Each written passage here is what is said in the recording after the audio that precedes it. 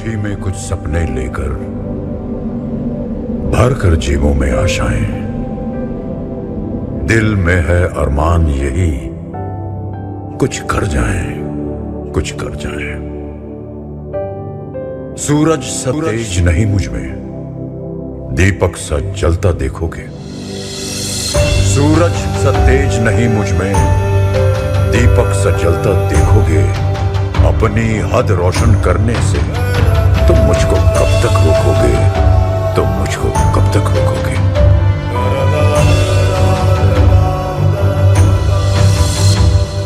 मैं उस माटी का वृक्ष नहीं जिसको नदियों ने सींचा है। मैं उस माटी का वृक्ष नहीं जिसको नदियों ने सींचा है। बंजर माटी में पल कर मैंने मृत्यु से जीवन खींचा है।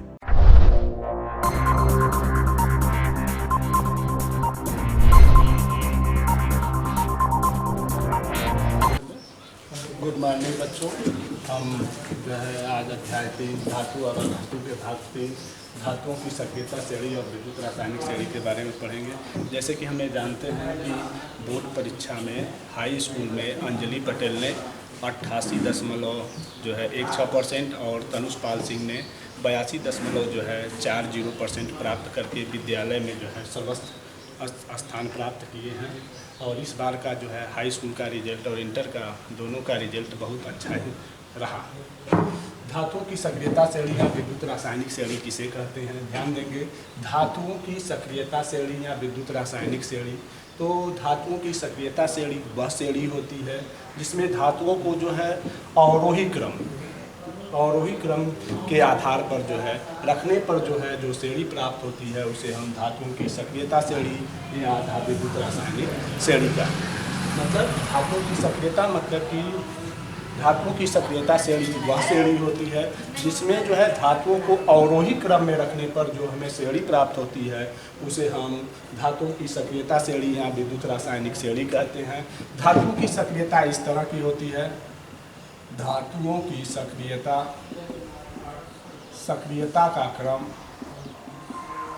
तो सबसे पहले जो सक्रिय धातु होते हैं वे है आपके potassium, sodium, magnesium, aluminium, iron, zinc, PB, hydrogen.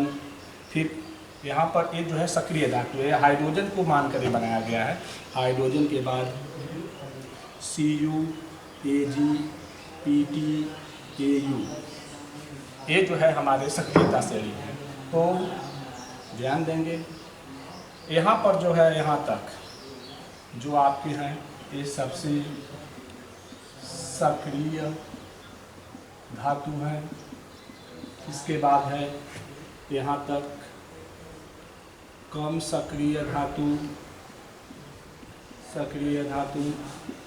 और ये जो है ये आपके जो हैं सबसे कम सक्रिय धातु। तो हम ये ध्यान देंगे कि धातुओं की सक्रियता का क्रम इस तरह होता है कि सबसे पहले जो है पोटेशियम, सोडियम, मैग्नीशियम, एल्युमिनियम और आयरन ये जो है सक्रिय धातु में है। इसके बाद जिंक और लेड ये जो है कम सक्रिय धातु में है।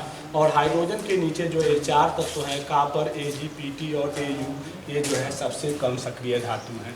तो हम इस तरह से धातुओं की सक्रियता श्रेणी के बारे में ध्यान देंगे। मतलब कि इस धातुओं की सक्रियता श्रेणी या विद्युत रासायनिक श्रेणी वह श्रेणी होती है जिसमें धातुओं को अवरोही क्रम में रखने पर जो हमें श्रेणी प्राप्त होती है उसे हम सक्रियता श्रेणी या विद्युत रासायनिक श्रेणी कहते हैं। इस श्रेणी का कहाँ उपयोग होता है? श्रेणी का उपयोग या अनुप्रयोग।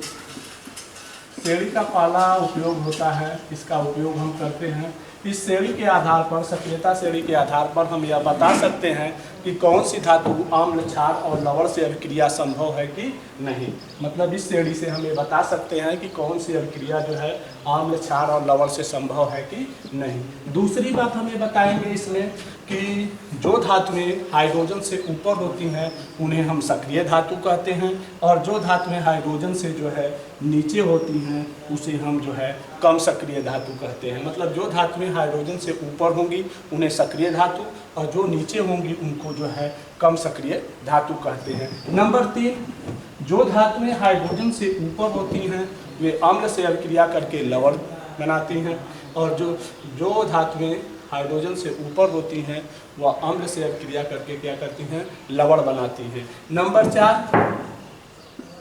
जो धातुएं हाइड्रोजन से ऊपर होती हैं वे नीचे वाली धातुओं को जो है क्या करती हैं, विस्थापित कर देती हैं। नंबर 5, जो नीचे वाली धातुएं ऊपर वाली धातुओं को जो है विस्थापित नहीं कर सकती हैं। तो ये जो है हमारे धातुओं की सक्रियता श्रेणी का अनुप्रयोग है। पहला अनुप्रयोग क्या है, ध्यान देंगे कि जो धातुएं मतलब धातुओं की सक्रियता श्रेणी के आधार पर हम यह बता सकते हैं कि कौन सी धातु अम्ल, क्षार, लवण से अभिक्रिया संभव है कि नहीं। दूसरा कि जो धातु हाइड्रोजन से ऊपर होती हैं वह अम्ल होती हैं, उनमें सक्रिय धातु, और जो नीचे होती हैं उसे कम सक्रिय धातु। नंबर 3, जो धातुएं हाइड्रोजन से ऊपर होती हैं वह अम्ल से अभिक्रिया करके लवण बनाती हैं, और जो नीचे वाली धातुएं होती हैं वह अम्ल से अभिक्रिया करके लवण नहीं बनाती हैं। नंबर 4, ऊपर वाली धातुएं नीचे वाली धातुओं को विस्थापित कर सकती हैं, लेकिन नीचे वाली धातु ऊपर वाली धातु को विस्थापित नहीं कर सकता है। तो ये धातुओं की सक्रियता श्रेणी है और इनका जो है इस श्रेणी का उपयोग है। अब इसके बाद हम आगे जो है पढ़ेंगे धातुकर्म। धातुकर्म क्या होते हैं? धातुकर्म, धातुकर्म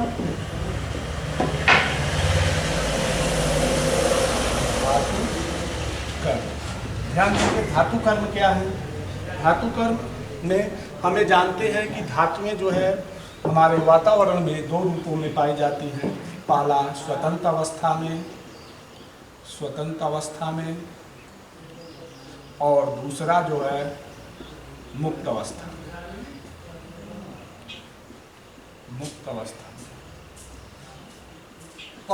धातुएं हमारे वातावरण में 2 तरह की पाई जाती हैं, स्वतंत्र अवस्था में और मुक्त अवस्था में। स्वतंत्र अवस्था में वे धातुएं पाई जाती हैं जो कम क्रियाशील होती हैं। जो कम क्रियाशील होती हैं वह स्वतंत्र अवस्था में पाई जाती हैं, जैसे प्लेटिनियम, गोल्ड इत्यादि। मतलब ऐसी धातुएं जो कम क्रियाशील होती हैं वे जो है स्वतंत्र अवस्था में पाई जाती हैं, जैसे Pt और Ag। दूसरा मुक्त अवस्था में वे धातुएं जो अधिक क्रियाशील होती हैं वे जो है मुक्त अवस्था में पाई जाती हैं, जैसे Fe, Al, कॉपर इत्यादि। ये धातुएं जो होती हैं जो क्रियाशील होती हैं उन्हें जो है किसके रूप में पाई जाती हैं, जो है मुक्त अवस्था में पाई जाती हैं। और स्वतंत्र अवस्था में जो धातुएं कम क्रियाशील होती हैं वो जो है किसके रूप में पाई जाती हैं, स्वतंत्र अवस्था में। अब इसके बाद हम यहाँ पढ़ेंगे खनिज क्या होता है।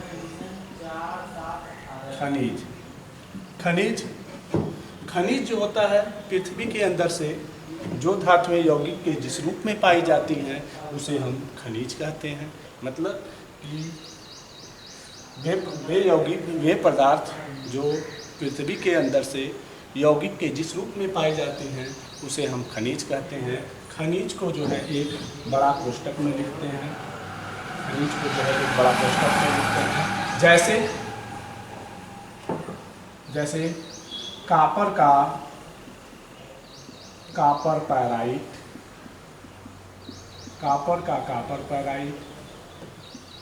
FeCuS2।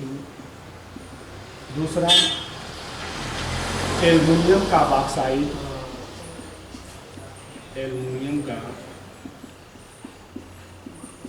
बॉक्साइड, इसको भी बड़ा कोष्टक में लिखते हैं, Al2O3 मतलब खनिज वे होते हैं जो पृथ्वी के अंदर से यौगिक के जिस रूप में पाए जाते हैं उसे हम खनिज कहते हैं।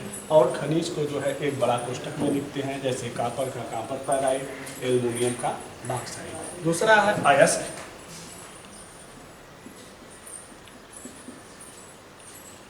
जिस यौगिक से कोई भी धातु कम खर्चे में अधिक मात्रा में आसानी से प्राप्त किया जाता है उसे क्या कहते हैं, अयस्क कहते हैं।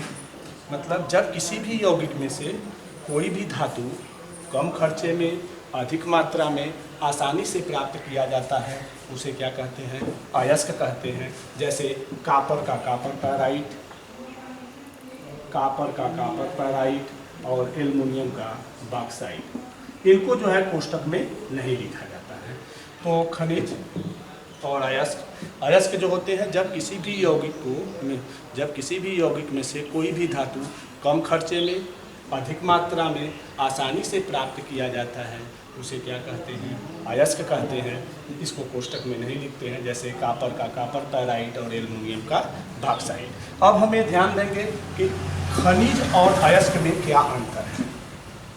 खनिज और अयस्क में अंतर, खनिज और अयस्क में अंतर।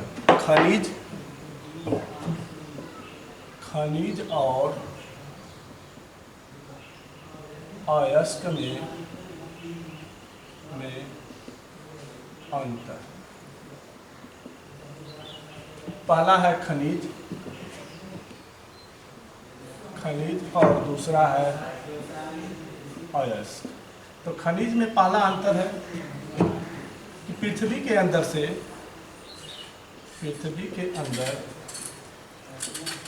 जो यौगिक जिस रूप में पाया जाता है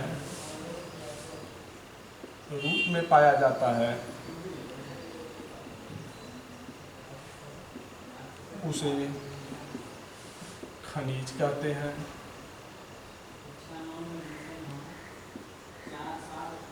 कहते हैं। नंबर 1 इधर, जिस यौगिक से कोई तत्व कम खर्चे में अधिक मात्रा में पाया जाता है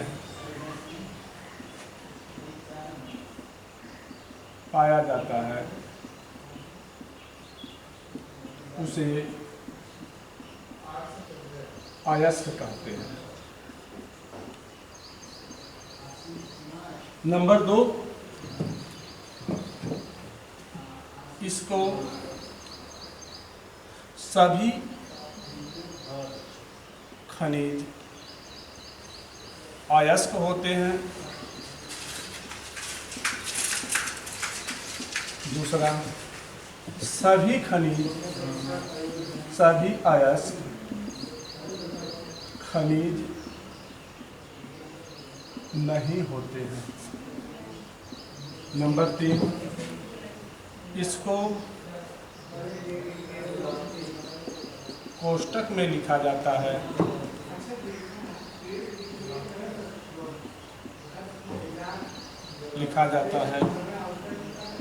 इसको कोष्टक में नहीं लिखा जाता। ध्यान देंगे, खनिज और अयस्क में अंतर क्या होता है कि पृथ्वी के अंदर जो यौगिक जिस रूप में पाया जाता है उसे खनिज कहते हैं, और जिस यौगिक से कोई तत्व कम खर्चे में अधिक मात्रा में पाया जाता है उसे अयस्क कहते हैं। सभी खनिज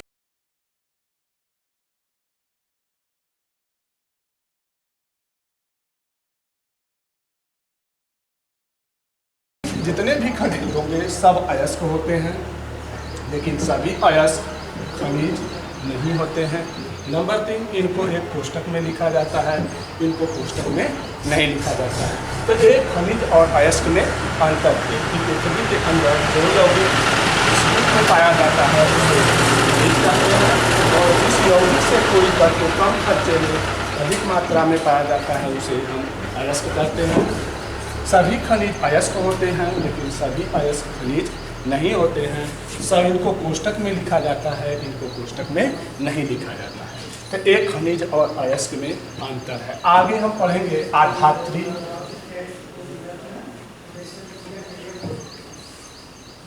आधात्री क्या होते हैं, जिसको हम मैट्रिक्स बोलते हैं। आधात्री या मैट्रिक्स, जब किसी भी अयस्क में धूल मिट्टी के कण, कंकड़ पत्थर आदि की अशुद्धियाँ पाई जाती हैं, उसे आधात्रियाँ मैट्रिक्स कहते हैं। मतलब जब किसी भी अयस्क में धूल मिट्टी के कण, कंकड़ पत्थर इत्यादि पदार्थ मिले रहते हैं, उसे हम क्या कहते हैं? आधात्रियाँ मैट्रिक्स कहते हैं। इसके बाद है धातु कर्म। अब हम मेन पॉइंट पर आ जाएंगे, धातु कर्म। धातु कर्म क्या होता है कि भौतिक और रासायनिक विधि द्वारा खनिज से धातु प्राप्त करने की, अयस्क से धातु प्राप्त करने की क्रिया को हम धातु कर्म कहते हैं। भौतिक और रासायनिक प्रक्रमों द्वारा अयस्क से शुद्ध धातु प्राप्त करने की क्रिया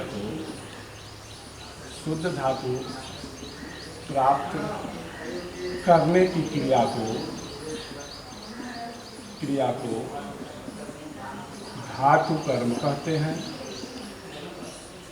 धातु कर्म कहते हैं। मतलब भौतिक और रासायनिक विधि द्वारा, प्रक्रमों द्वारा यदि हम किसी भी अयस्क से शुद्ध धातु प्राप्त करते हैं तो इस क्रिया को ही हम क्या कहते हैं? धातु कर्म कहते हैं। अब हम एक अयस्क से कैसे शुद्ध धातु प्राप्त करते हैं, इसके कौन कौन से चरण होते हैं, तो इस पर हम ध्यान देंगे कि धातु कर्म में हम क्या अध्ययन करेंगे कि अयस्क से शुद्ध धातु प्राप्त करना, इनको किन विधियों द्वारा यदि हम प्राप्त करेंगे, इसी क्रिया को ही हम क्या कहेंगे? धातु कर्म कहेंगे। तो अब अयस्क से शुद्ध धातु प्राप्त करने की क्रिया, अयस्क से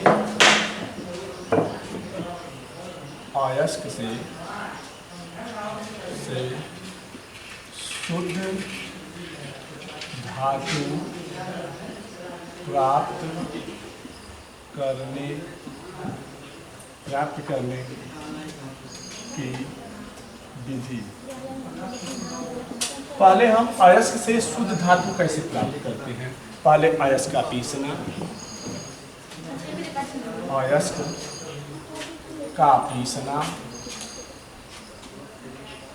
पहला है नंबर, सबसे पहले अयस्क का पीसना। पहले क्या करते हैं, जो अयस्क होता है खानों द्वारा प्राप्त अयस्क को हथौड़े की सहायता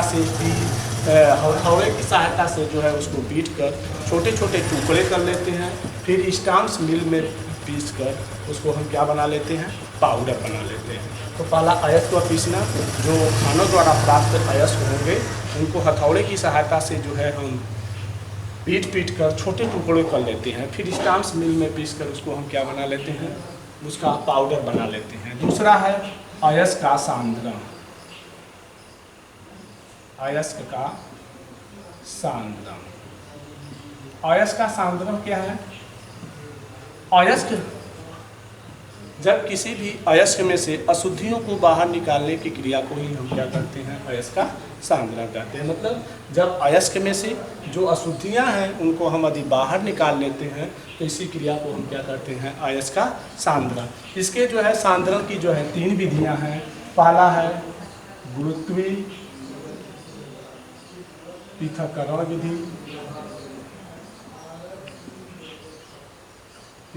विधि, दूसरा है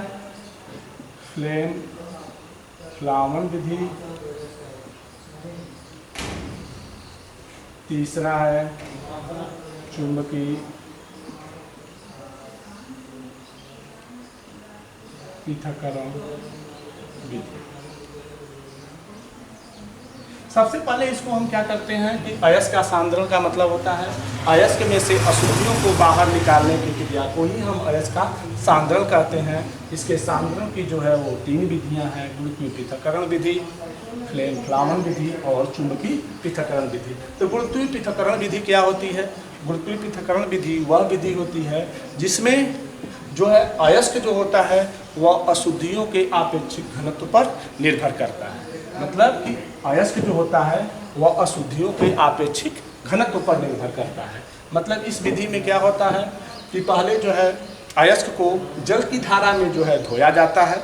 जब जल की धारा में जब धोया जाता है तो जो भारी अयस्क होते हैं वह पेदी में बैठ जाते हैं और जो अशुद्धियाँ होती हैं वह जल के साथ बाहर निकल जाती हैं। और इस विधि का उपयोग जो है भारी अयस्कों के सांद्रण में किया जाता है। मतलब भारी अयस्कों के सांद्रण में, जैसे कि फेरिक ऑक्साइड और टीन का जो है टीन स्टोन, इसके लिए जो है इस विधि का हम प्रयोग करते हैं। मतलब भारी अयस्कों को जो है दूर कर, अशुद्धियों को दूर करने के लिए हम क्या करते हैं, गुरुत्वीय पृथक्करण विधि का प्रयोग करते हैं। इसमें क्या होता है कि अयस्क को जो है जल की धारा में जब धोते हैं तो जो अशुद्धियाँ होती हैं वह जल के साथ हल्के रूप में बाहर निकल जाती हैं और जो भारी अयस्क होते हैं वह जो है पे बैठ जाते हैं। तो इस विधि द्वारा हम भारी अयस्कों का सांद्रण करते हैं। दूसरा है फ्लेन फ्लाउन विधि। दूसरा फ्लेन फ्लाउन विधि, यह विधि जो होती है सल्फाइड अयस्कों के लिए, मतलब जो हल्के अयस्क होते हैं उनके लिए जो है इस विधि का हम प्रयोग करते हैं। तो इस विधि में क्या होता है, मतलब इस विधि में हम जो है सल्फर के सल्फाइडों के सल्फाइड अयस्कों के सांद्रण के लिए जो है इस विधि का जो है हम प्रयोग करते हैं। ठीक है, धन्यवाद। अब इसके बाद आगे जो है इसके पॉइंट को बताया जाएगा।